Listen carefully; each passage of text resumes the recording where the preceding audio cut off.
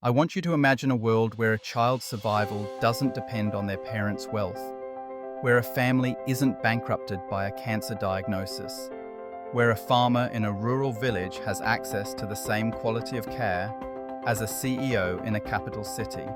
This is not a utopian dream. This is the fundamental promise of universal health coverage. The World Health Organization Constitution states it clearly.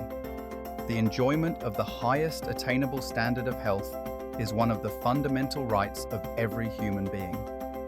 It is a cornerstone of sustainable development, of stable societies, and of simple human dignity. But a right is meaningless without a system to guarantee it. Universal health coverage, or UHC, is our global commitment to making this right a reality. It means that every single person, everywhere, can get the quality health services they need, from prevention to palliative care, without suffering financial hardship. So, how do we build this? We build it on the backbone of strong, resilient health systems. A health system is more than just hospitals and doctors. It is the entire ecosystem: the policies, the health workers, the supply chains for medicines, the flow of information, and the financing. Its core components are the pillars that hold up the entire structure.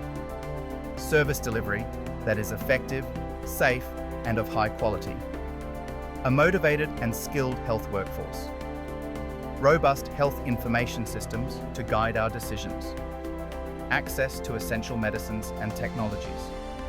Sustainable health financing. And strong leadership and governance to steer the ship. Now, countries approach this challenge in different ways, each with its own model. The beverage model, like in the United Kingdom, funded by taxation. The Bismarck model, like in Germany, based on social health insurance. The national health insurance model, as seen in Canada. And tragically, in too many parts of the world, the out-of-pocket model, where the sick pay directly, a system that inevitably punishes the poor and deepens inequality. The path to UHC is fraught with challenges. We face inadequate financing, workforce shortages, deep-seated inequality, weak infrastructure, and governance issues. The COVID-19 pandemic didn't create these problems, but it shone a harsh and unforgiving light on every single crack in our global health architecture. So, what is the way forward? How do we strengthen these systems? It begins with sustainable financing. We must mobilize resources through fair taxation, social health insurance, and innovative partnerships. The goal is financial protection, to create risk pools so that the healthy support the sick and the wealthy support the poor, ensuring that no one is left to face catastrophe alone. Our strategies must be bold and comprehensive. We must invest in primary health care as the first and most important line of defense. We need policy reform that is inclusive and ambitious. We must commit to capacity building, training, and retaining our health heroes. We must leverage technology and community engagement. And above all, we must demand accountability and transparent governance. This is not just one nation's task, it is a global endeavor.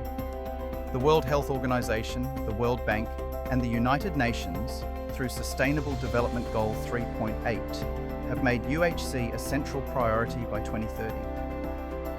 Partnerships like Gavi and the Global Fund are showing us what is possible when we unite against common threats. The benefits of achieving UHC are not just moral, they are practical. It enhances social justice. It improves public health outcomes.